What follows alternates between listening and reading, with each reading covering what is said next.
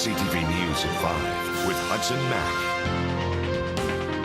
Meantime, the NDP is trying to force the province's hand on the use of cosmetic pesticides by resurrecting its own legislation on the issue.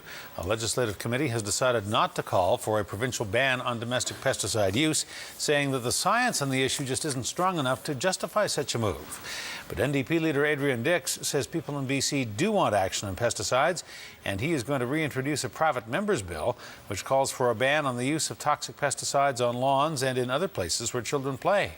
Dix says 40 communities in BC have passed bylaws to restrict the use of the cosmetic pesticide products, but they can't get them off the store shelves without provincial legislation. They have been shimmering underwater, and some may have come from your pocket. Now they're getting ready to gather up and grant wishes. They were stacked deep and wide today, $3,600 in coins that have been fished out of the fountain at the BC legislature.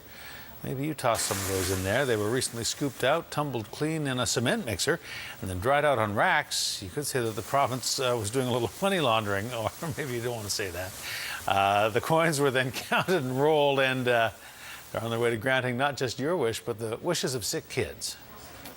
They're coming out of the fountain. Let's give it to the Make-A-Wish Foundation. And out of the 3 fountains, we got 160,000 coins. And really to think that people unknowingly from around the world could come together and actually help us to grant a wish is absolutely fantastic.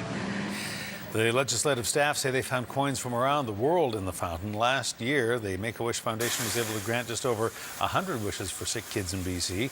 And since the fountain was cleaned out of coins, the Speaker of the House got everyone to pitch in and start collecting again. No word on what his wish was, but we can guess that helping kids might have been the wish of many people tossing their coins in the fountain. A animal welfare group in Souk is asking for your help tonight. They're trying to find homes for stray and feral cats. The Souk Animal Food and Rescue Society says there are hundreds of cats being dumped at the side of the road in the Souk area, and this is a problem that's growing. The animal shelter has a mandate to manage hundreds of homeless cats in the region, to provide pet food and veterinary services as well to low-income pet owners.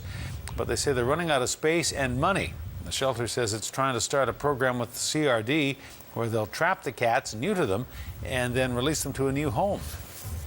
What right now our main focus is to trap these cats. So what we're doing is you trap the cats. It's a program where you trap them, you spay neuter them, you foster them, and then if they are too wild to be given to a home, you have to return them to the wild and then feed them.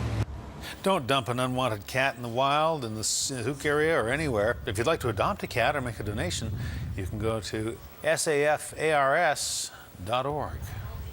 A scare for children and parents near Nanaimo today. A cougar was spotted near Cinnabar Elementary School, south of the Harbour City. Conservation officers were called. They patrolled the area. They couldn't track the cat down, though.